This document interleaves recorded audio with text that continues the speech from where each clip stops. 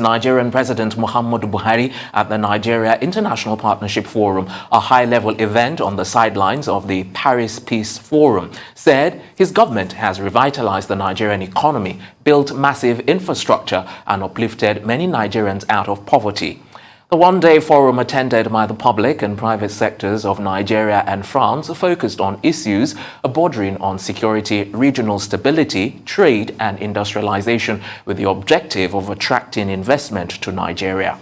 Well, joining us right now to take a look at the Nigerian investment environment in a post-COVID era is Mr. Dan Eke, head of a firm of chartered accountants, Dan Eke and Associates, PC, based in Washington. It's good to have you join us on the program.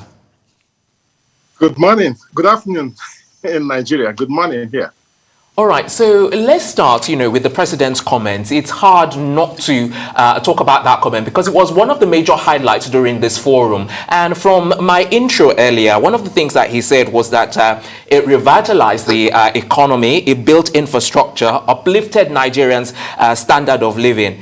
I want to really gauge your thoughts regarding what you think about what he said, because there are critics and analysts who say that he hasn't really revitalized the economy.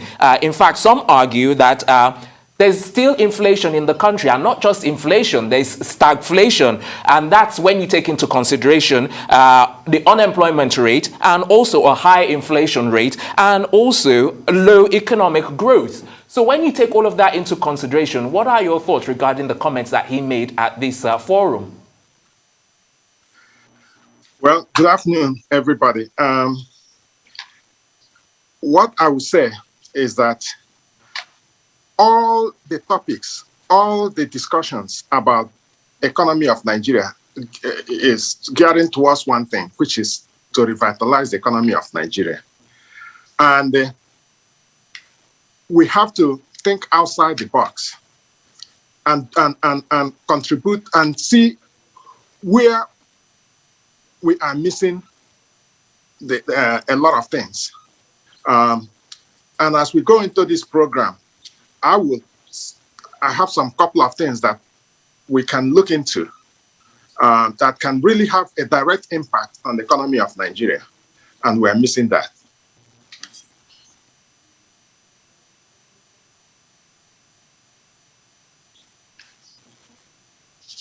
Right, so I don't think you've really answered my question. I wanted to gauge your thoughts really on what he said. You must have a view on what the president said about the economy.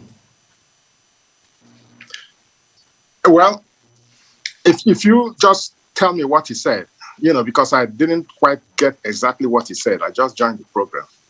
Right. Well, at the forum, the president said that he had uplifted Nigerian standard of living and that he had built infrastructure in the country and that he had revitalized the economy. And that's the one that is getting critics and analysts slightly riled. They're saying he hasn't really revitalized the economy. I want to gauge your thoughts regarding what's happening in Nigeria versus what the president actually said. The two do not really marry, do you think, or do you agree? I know about building of infrastructure. The president is making a lot of strides.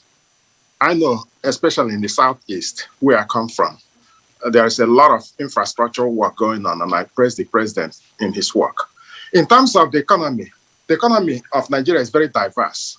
We have to look at it from all different aspects.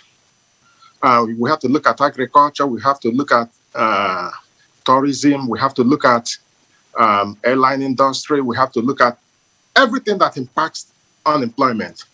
I think Nigeria has a long way to go, and we have to exploit all the available resources, avenues we have to help enhance the economy of Nigeria.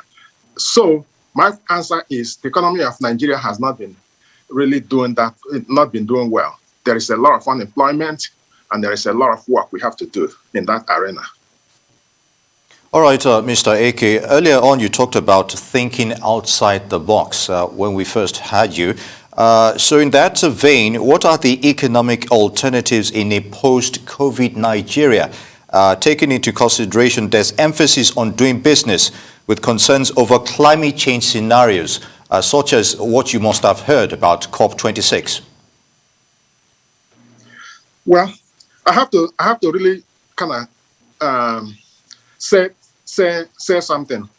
The 27th, this year's 27th Nigerian Economic Summit has a very good theme, which is securing our future.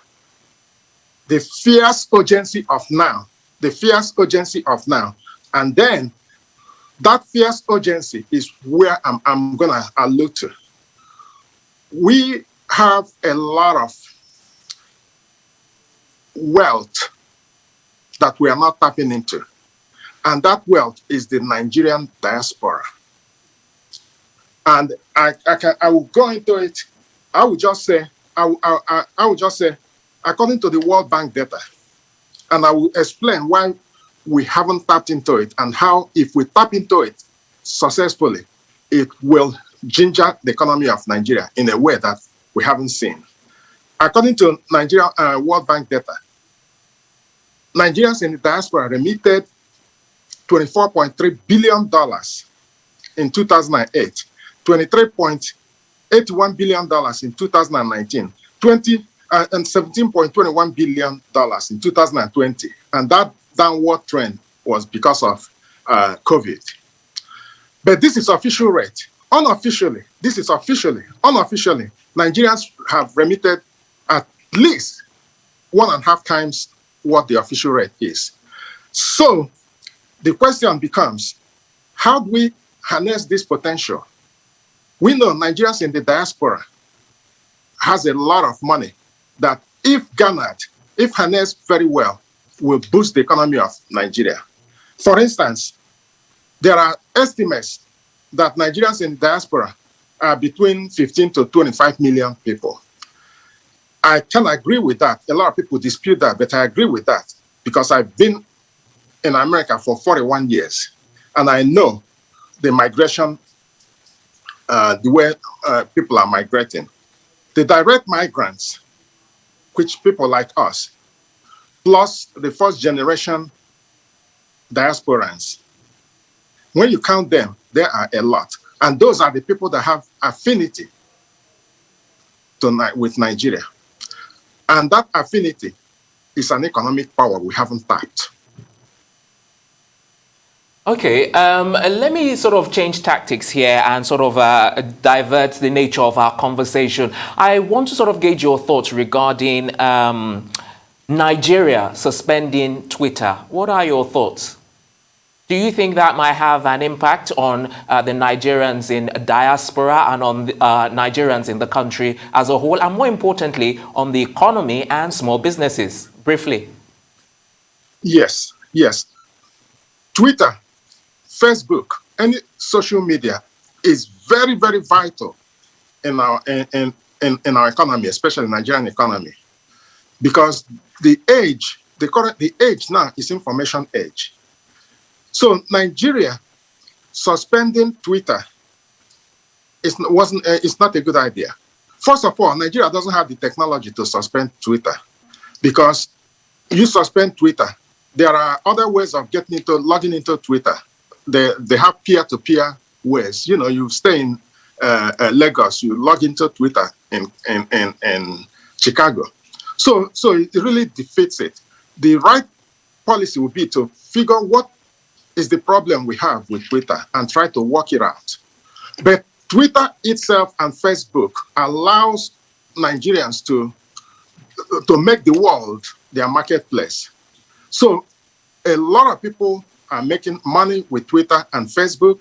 A lot of Nigerians are gainfully employed, dealing with being influencers in Twitter and Facebook, doing businesses in Twitter and Facebook, creating a lot of jobs. So it is against our Nigerian interest to hinder that, and it will affect our economy, and not the economy of the Western world. All right. On that note, I would like to thank you for your thoughts on the prospect with diasporans and, of course, Nigerians there as well. Mr. Dan A.K. Head, Dan A.K. & Associates, Chartered Accountant, Washington, U.S. Many thanks for joining us on the show.